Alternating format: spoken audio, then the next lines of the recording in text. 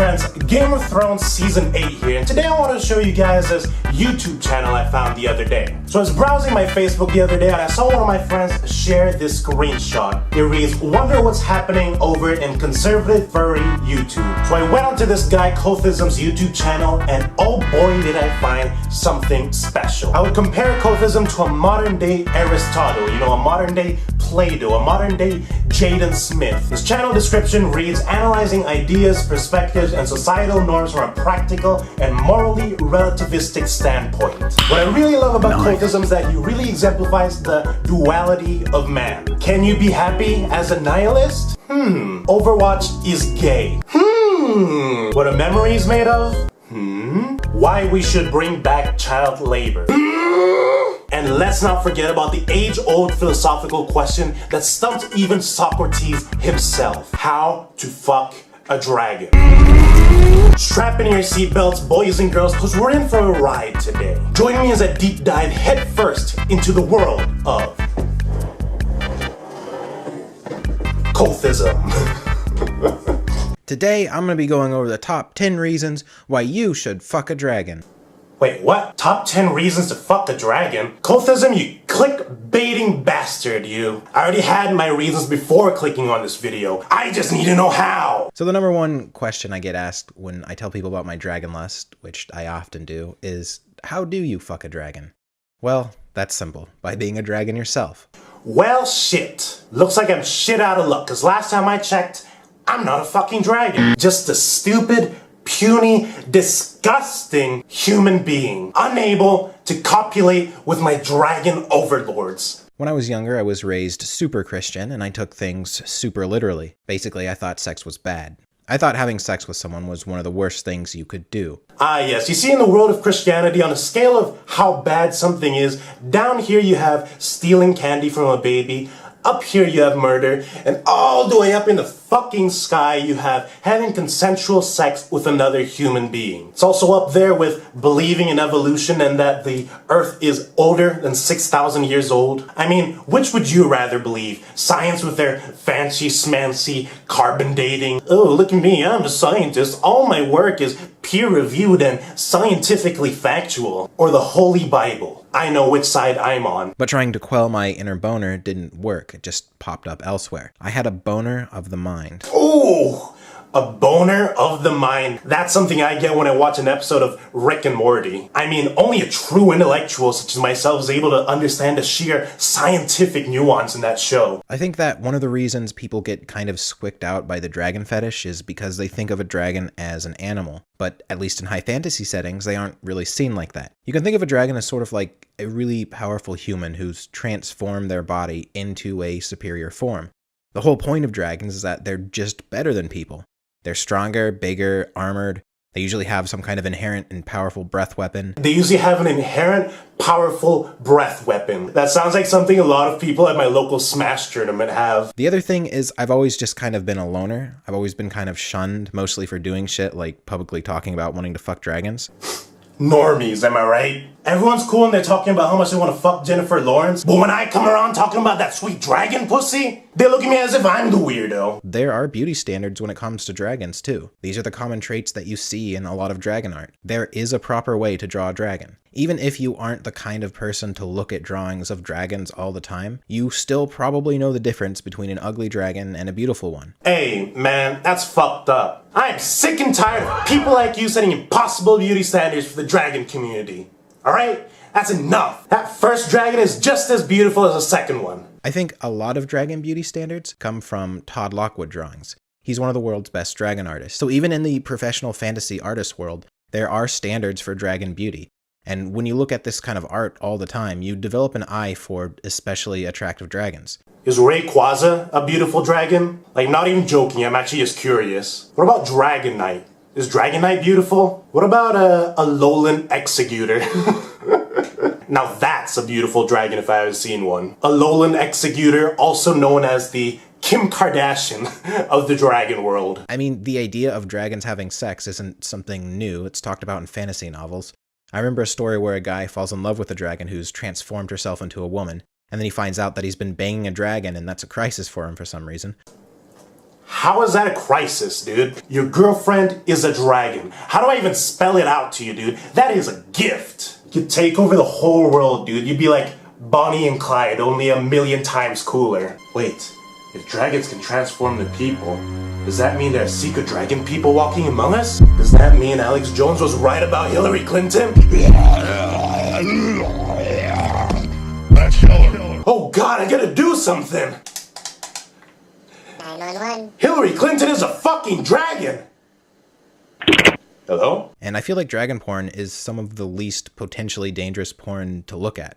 What I mean is, I just find a lot of human porn to be kind of demeaning toward women. Come on, dude, everybody knows that dragon porn is way more demeaning to female dragons than human porn is to female humans. Let's not beat around the bush here, Kothism. In fact, one of the reasons I like dragons is because there is less of a dichotomy between dragon genders. Female dragons are as big and powerful as the males. And who wouldn't want a dragoness dominating them? Bloody idiots, that's who. People always say that porn sets unrealistic beauty standards for partners. Once again, I don't really have to worry about that. I don't care what someone looks like. I'm not attracted to people for their looks because I don't care about having sex with them. Damn, dude. Last time I said that to my girlfriend, I had to sleep in the garage for a week. The worst thing that can happen to you is that you get kind of mocked for it, but you can just own it and be like, yeah, I want to fuck a dragon. What of it? As Tyrion Lannister said. Never forget what you are.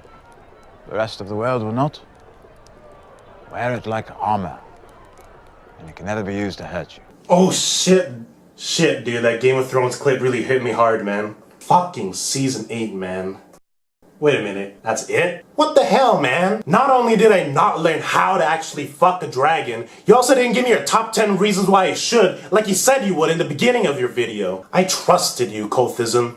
And this is how you repay my trust? By clickbaiting me? Unbelievable. I thought you were better than this. Anyways, now let's take a look at his infamous video, the video that led me to him, why we should bring back child labor. Immediately you can notice the like to dislike ratio. Holy shit. Who would have thought the YouTube community would hate child labor? Beats me. This video can't be that bad, right? Oh yes it can. I wonder what the comments say when a child beats you in Fortnite.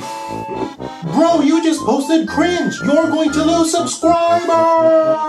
That's just what goes through my mind every time I post a video. Bro, you just posted cringe. Lost a subscriber. Dude, are these people just the voices in my head or what? Can you please do a video on why we should bring back the Atlantic slave trade? God, that is not funny.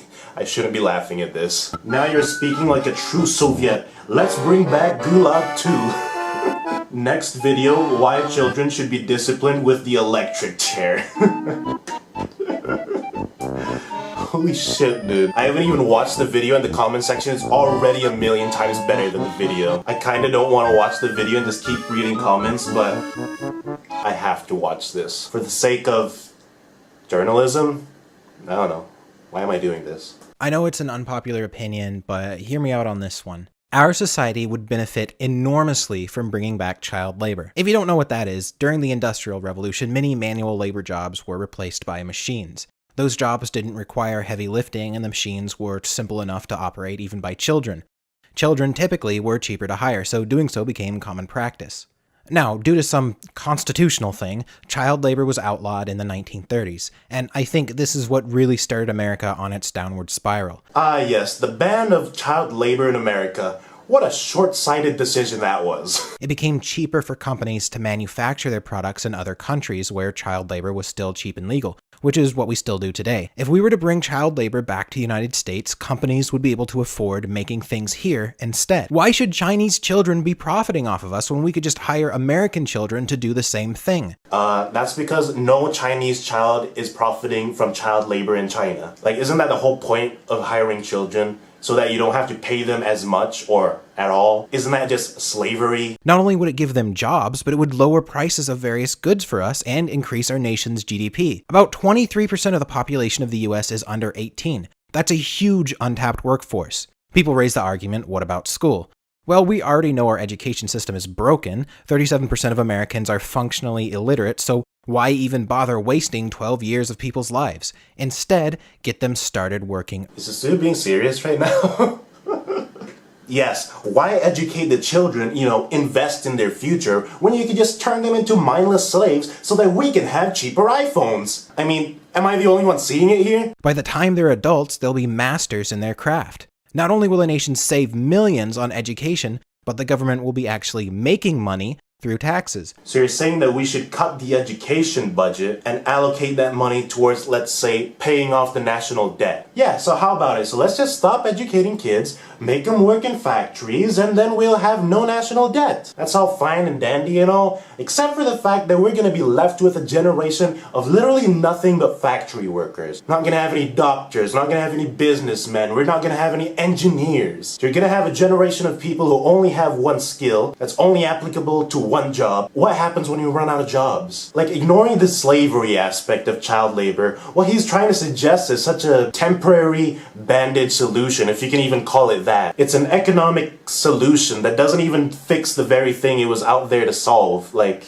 if anything, it's just going to make things worse. President Trump talks about bringing industry back to America, and I think legalizing child labor would be a huge step in that direction. We could incentivize companies to hire American children by price matching what they pay kids overseas. 9 is half of 18, so if 18-year-olds are making minimum wage, we could just pay 9-year-olds half. 4 to 5-year-olds would be making a quarter of minimum wage. I'm not exactly sure how all the math works out. We might need to go a little bit lower than that to price match, but they're kids. They don't know the value of money. Okay, so 2 things. First thing, kids don't know the value of money. Exactly. That's why you don't hire them. Kids don't know the value of money. Then why are they incentivized to work? They're not. They're not working because they're gonna get money. They're working because they have to. Which just means you want to bring back slavery, but it isn't actually slavery because you're actually paying them something, but you're not paying them something that is of value of them. Second of all, the reason why we outsource labor to another country like China is because it's cheaper than if we were to do it in the US. Let's say we go with his model of child labor and pay kids half of minimum wage. What you don't seem to understand is that half of American minimum wage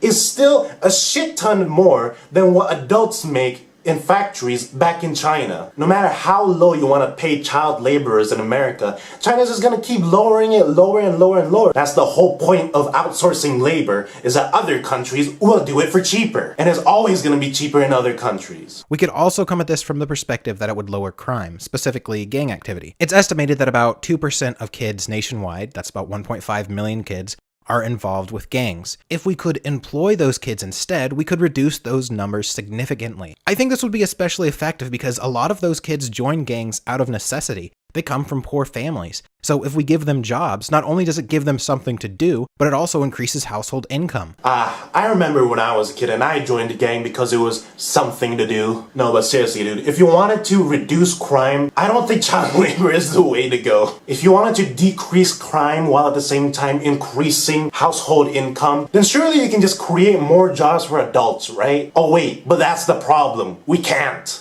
If we're having such difficulty producing jobs for adults, what makes you think it's gonna be any easier for kids? I think the real crime here is that poor kids aren't allowed to work, to be honest. Why are people poor? Because they don't have jobs. If we could just wave a magic job wand and give every person in America a job right now, that'd be great. But guess what? We can't. That's why people are poor. Now, there has been some concern over the safety of the children. Back in the Industrial Revolution, there was an issue where kids were often hired to clean or repair large machines because they were the only people small enough to fit inside them. This led to numerous kids getting mauled by the machines. It wasn't entirely uncommon for them to lose limbs. Alright, so at least he acknowledges the safety concerns that kids, can possibly be maimed by working in a factory. Let's see how he aims to resolve this issue. But technology has advanced quite a bit since then, at least in the US. Robotic prosthetics are becoming more and more advanced as well as affordable.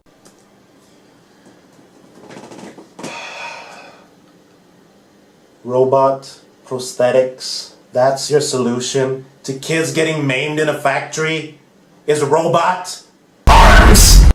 Hey little Johnny, sorry that you're a wage slave and you just got your arm cut off and you're probably gonna be traumatized for life because of it, but here, take a shiny new robot arm because that solves all of our problems.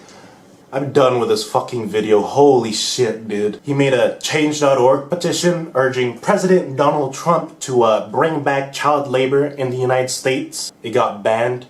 Who would have thought? But anyways, guys, that's gonna be it for today's video. I hope you enjoyed. And if you did, please leave a like and subscribe. It really helps the channel out. Leave a comment down below of who you think is the sexiest dragon. I personally think it's Alolan Executor. I'm gonna be having a way more consistent upload schedule from now on. I'm gonna be uploading either on Saturday or on Sunday of every week. The content I have planned for the future is just spicy, so make sure you guys stick around for that. I'm very excited for the future of this channel. The current goal is to reach 1,000 subs by the end of the summer, so let's see if we can do that. But anyways, that's gonna be it for me, and as always, I'll see you guys next time.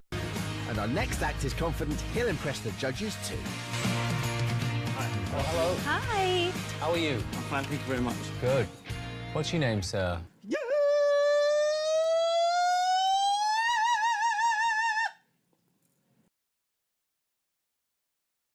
And do you think you can win?